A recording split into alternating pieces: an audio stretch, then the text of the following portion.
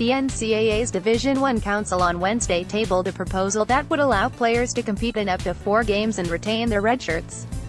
Championed by AFCA Executive Director Todd Berry, the rule was touted as a necessary change in an era where teams play 14 and 15-game seasons. The rule would allow redshirting players to replace injured players without personal cost to their careers. Presently, a coach with dwindling numbers at a given position is put in between the rock and the hard place of burning an innocent player's redshirt or putting players at risk of injury through overuse.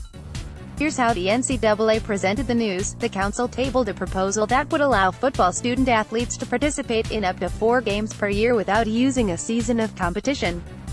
Proponents argue that late-season injuries and other factors often require student-athletes who hadn't played all season to burn a year of eligibility for a small number of games. Others wonder whether the proposal could be applied to other sports, as well, whether the number of games in the proposal is appropriate, and whether the timing of the 4 games matters. It is not clear what opposition exists to the rule, though Big 12 Commissioner, Councilmember and noted fearmonger Bob Bowlesby posited in January that teams could, for some unexplained reason, hold their best players back until the final 4 games of the season. "I think it's got a lot of merit," he said, "but there are some hooks in it.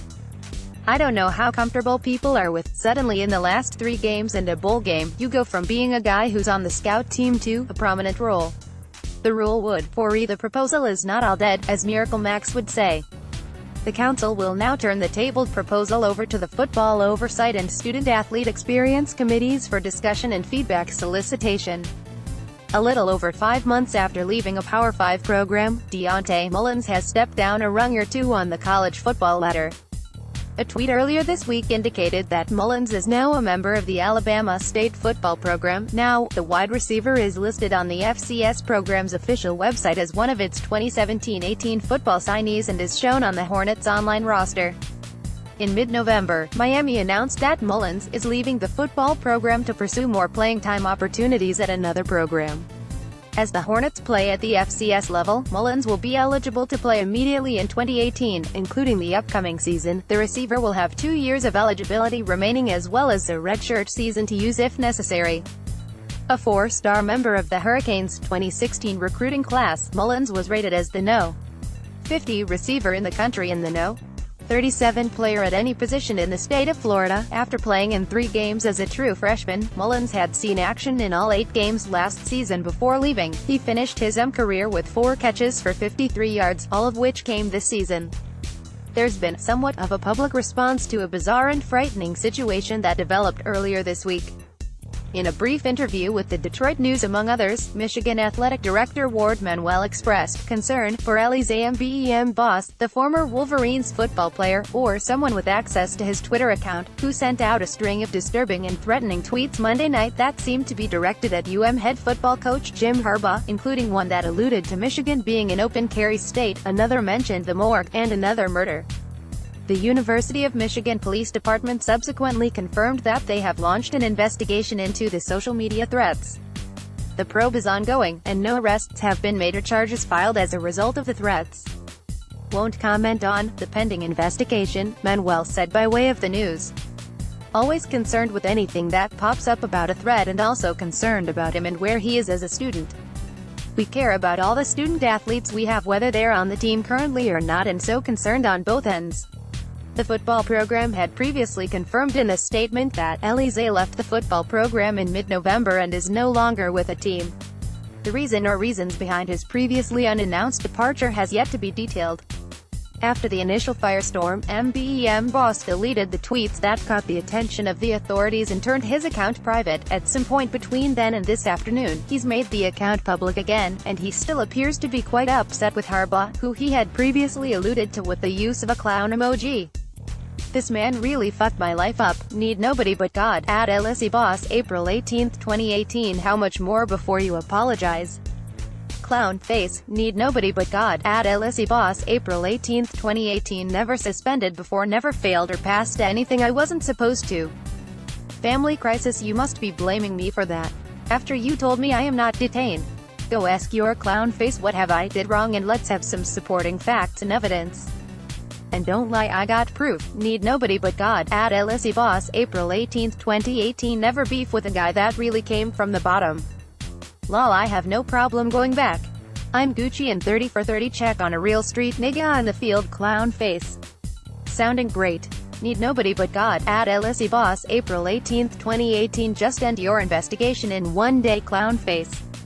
Need nobody but God. At LSE Boss, April 18, 2018. MBEM Boss, a 3-star 2016 signee, played in 12 games the past 2 seasons, including 5 in 2017. None of those appearances this past season came past mid-October. Seeing the writing on the quarterbacking wall, Jake Allen has decided to ply his signal calling wares elsewhere.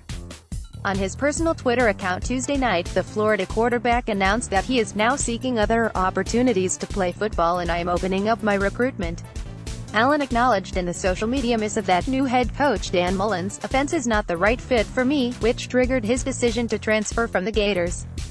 I have been committed to the Gators since the summer of my sophomore year and I am very sad to say goodbye to Gator Nation. Allen added. Coming out of high school in Fort Lauderdale, Allen was a 3-star member of the Gators' 2017 recruiting class. 247sport.com's composite board had him as the No. 23 pro-style quarterback in the country and the number 74 player at any position in the state of Florida.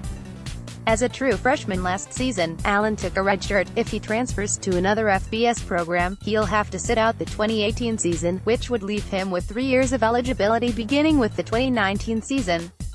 If you're an Alabama fan and holding out hope of catching an on-field glimpse of last season's freshman sensation this weekend, you may want to recalibrate your expectations. Over the weekend, Nick Saban revealed that Tua Tagovailoa had suffered what the head coach described as a little setback in his recovery from a hand injury, with Saturday's spring game just a couple of days away. A testy Saban seemingly confirmed that the quarterback will not be a participant. I've already said what his status is, Saban said by way of AL.com. I said he was out the other day. He re-injured his hand, and we were going to hold him out the rest of the spring. So that hasn't changed. Tagovailoa suffered an injury to his left throwing hand during Alabama's first spring practice session last month, with the quarterback's father subsequently confirming that his son had undergone surgery to repair a broken index finger that same day. Tagovailoa returned to practice in late March, albeit on a limited basis. He resumed throwing a short time later. Until Tagovailoa is fully recovered, which now seems unlikely until, at the earliest, the Crimson Tide embarks on their summer workouts, Jalen Hurts will continue to be the de facto starter under center. The rising true junior Hurts, who has started every game but won the past 2 seasons, and the rising true sophomore Tagovailoa, the national championship game hero who replaced Hurts at halftime of the overtime win, are entrenched in a competition for the starting job that, barring a post-spring transfer, is expected to extend into summer camp. That said, most observers outside of the UF football program fully expect Tagovailoa, because of his proficiency in the passing game relative to Hurts, to earn a job at some point before the Tide opens the defense of their title against Louisville in Orlando.